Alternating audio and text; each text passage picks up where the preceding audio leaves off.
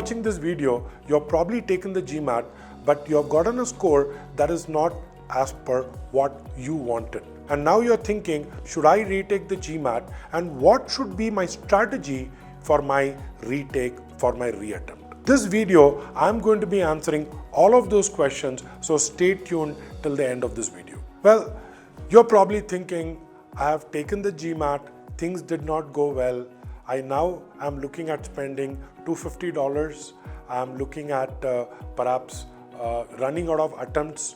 I'm also even thinking whether a B school is going to look at my profile negatively if I have multiple attempts.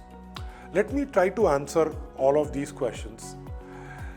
You will be able to recoup your $250 if you are able to improve your GMAT score. Ask yourself, if you end up with a 740, 750 or a 760 score in your reattempt, would that $250 be worth it?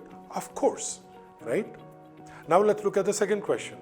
Would I run out of attempts?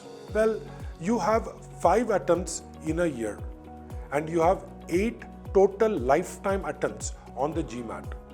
8 attempts, that's a lot, correct? So we don't want to do more than a few attempts. The very fact that you got one of your attempts out of the way, great.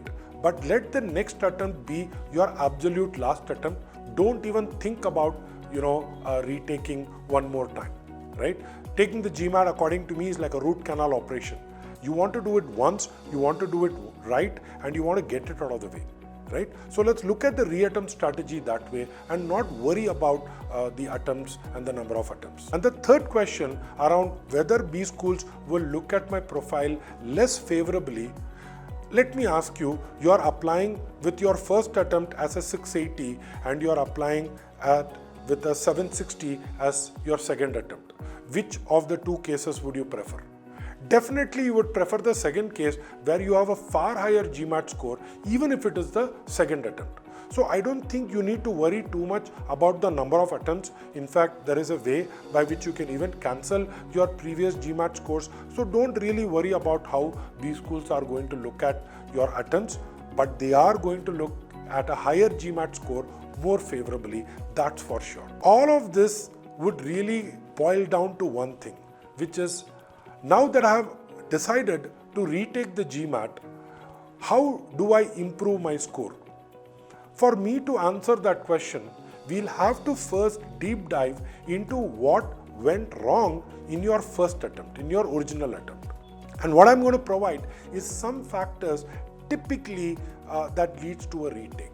What are these factors? Here are 6 possible scenarios, 6 possible reasons you did not get your desired GMAT score. The first issue is with your basics. Were there some aspects of GMAT that you did not like? Maybe you were great with arithmetic, you loved solving time, speed, distance questions, but you did not really like, let's say, a topic such as permutation combination, or let's say a topic like inequalities. And what happened is every time you saw that, you ended up guessing something and eventually your scores were just not able to go above a particular level. This time, very important that if you are gunning for a higher GMAT score, make sure that you go through the basics for every topic that is tested on the GMAT. You can't have, the way that most people do in college, which is I'm going to attempt about 60-70% of the curriculum, 60-70% of the syllabus, so that I can get 80-90% marks. On the GMAT, it doesn't work that way. You need to be very confident of at least attempting questions across all the concepts that are going to be tested, whether it be in quant or in verbal. Okay, so you cannot get above a particular score if you are stuck without knowing the basics. So that's my first thing. Please go back, ensure that all the topics that are covered on the GMAT, you have a good grasp, you have a good handle on all those topics. Second reason could be that you have a lot of theory, basics are not your problem, but somehow when you look at a GMAT question, that theory doesn't convert to application. In other words, you may know all the rules of grammar or all the formulas in quant, but it does not help because you are not able to solve a tougher degree question in verbal or quant. Well, in this case, the only way for you to really kind of fix it is by going back and solving questions and really asking yourself the techniques and the approach and the method that I'm using. Let's say critical reasoning or reading comprehension or sentence correction, or in the case of quant, problem solving, word problems, or let's say something like data sufficiency. Is my approach right? Is my technique right? If you are not able to get the technique, all the theory in the world is not going to be able to save you. So make sure you are asking yourself that. The third thing that could have possibly gone wrong in your first attempt is, well, I did everything. I had my techniques in place. I knew the theory, but something on the day of the test went wrong. Maybe I was not able to guess fast enough, because of which I ran into time issues, and then I had to blindly mark a bunch of questions towards the end.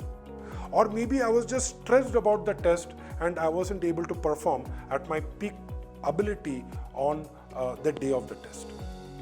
Well, if this is the case, you need to ask yourself, what is going to stop from you feeling the same thing in your retake, right? So there has to be something that you need to go back and analyze, saying, what is it that I'm going to do differently when I'm going to retake the GMAT? So your test day strategy is critical. The fourth thing could be, you have gotten a GMAT score, maybe you scored well in one particular section, but you really tanked the other one. Maybe you got a Q50, but you ended up with a V25. Or you ended up with a high verbal score, maybe you ended up with a V40, but you ended up with a Q45 or a 46, and you feel, well, with such a good verbal score, if I'm able to improve my quant, then I'm going to get a really, really good GMAT score. If that is the case, then you need to go back and look at it and say, now that I've gotten a good score in one section, can I repeat it in my retake? Right? You need to make sure that the section that you have scored well in, you are going to continue scoring that in your retake. Many times what we have seen is between, let's say, quant and verbal, student has done well in quant, not done so well in verbal. In the entire retake strategy, they will not touch quant. They feel, oh well, I did it well the first time, I can retake and I can do the same performance. Not true. Make sure that you have your strength as your strength, but then you are focusing on those areas of improvement in the section that has pulled down your score.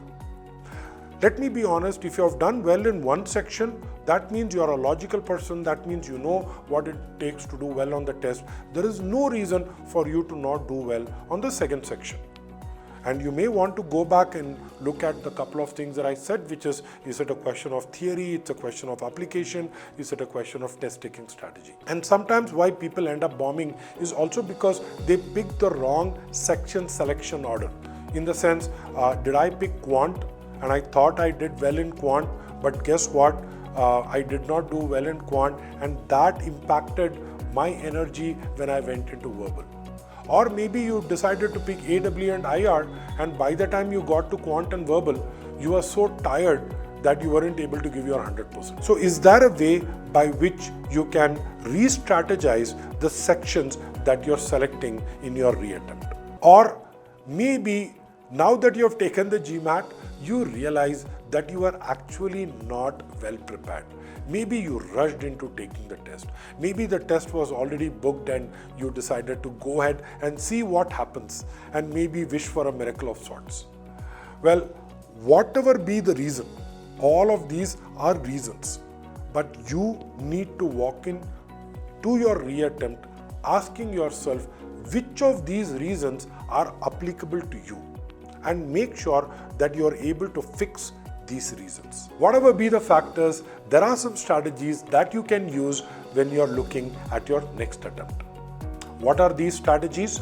Let's go into each of these 5 strategies one by one. The first thing that you need to do is you need to look at the same concepts with a fresh pair of eyes, right? If I've been doing reading comprehension in a particular way, the idea is to ask myself, could I do it differently? Can I save time in reading? Is there any other strategy out there that can help me be more effective?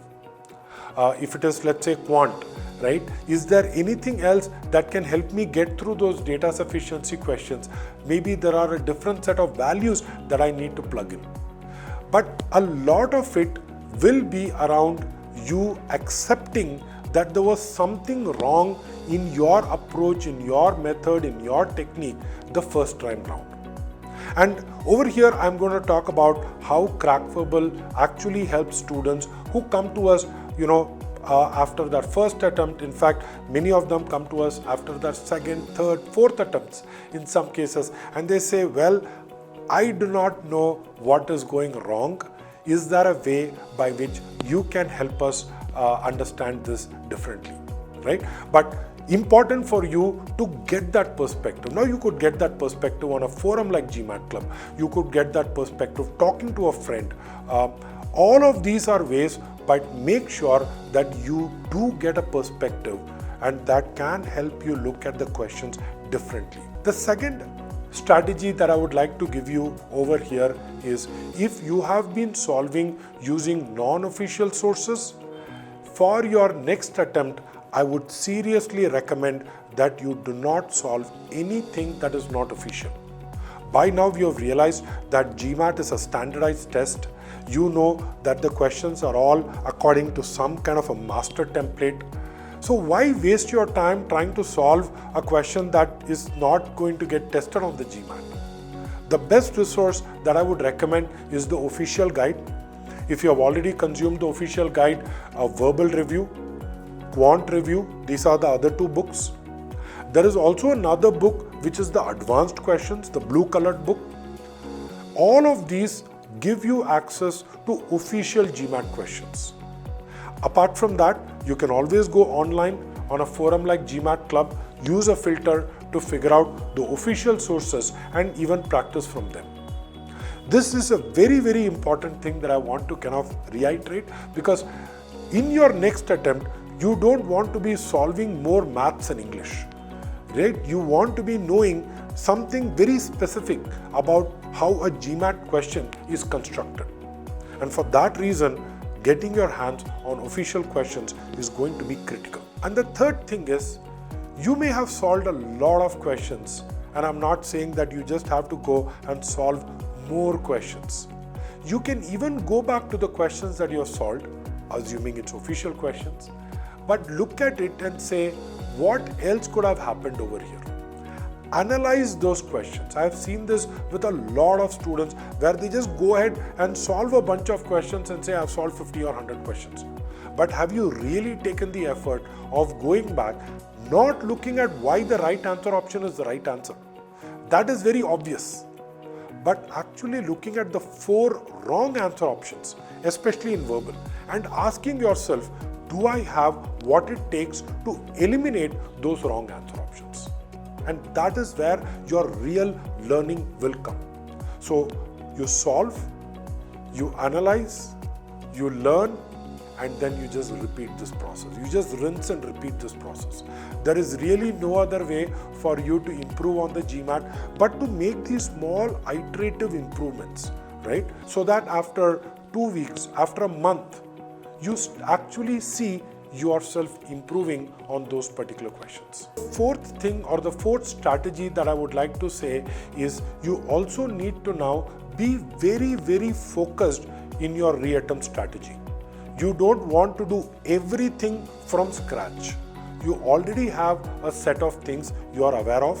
So the good part of taking the GMAT is now you know what the enemy looks like, right? So know what are your strengths. Know what are the things that you can depend on. Know what are the things that you need to improve. So instead of taking another few months, if you have already done your prep and you have taken the GMAT with your full effort, with your full commitment, this time round you should not look at improvement, you should look at optimization. Improvement is when I did not know a concept, I knew the concept and I was able to solve a question. Optimization is Now that I know all the concepts, I'm still making mistakes. What are those small things that I need to focus on? So your reattempt strategy should be focused only on optimizing what you already know rather than wiping the slate clean and restarting the whole prep process. The last thing that I would like to give you as a strategy is don't be too harsh on yourself, right? I know that the first attempt might have taken a lot, and now you're really asking yourself whether I have it in me to retake the GMAT. But really, this is what is going to happen to you with most challenges in life, right? You are now entering a phase in your career when you are going to possibly get into management. And you are now getting into the realm where it is not that you are confident about things, but you have the courage. You know that what I have is to overcome this and somehow get to that score by which I will know that I will be confident when I'm applying to a B school this year. So you have to take it as a challenge. This is not just about GMAT. This is true for life, right? So just go easy, take it as an opportunity. Don't get stressed. Look at it with a sense of curiosity, right? Look at it as a sense of inquisitiveness. So there is something over here that did not go right. How can I, rework on my strategy? How can I rework on my plan? Well, with that, what I would recommend is you go back. If you have taken the GMAT as a test center, you have your Enhanced Score Report, your ESR. If you took it online, even then you probably have your mock GMAT scores. At Crackverbal, we work with students who have taken the GMAT, and we sit and we help them analyze what their retaking strategy should be. So in case you have your ESR scores or you have a mock GMAT score and you would like an expert to sit with you and figure out what your retaking strategy should be, let us know. The link is provided in the description below. If you like this video, please go ahead and like and subscribe to our channel. We have got a lot more content coming your way. And if you have any questions about the GMAT, about retaking, I would love to answer those. Please let me know in the comments below.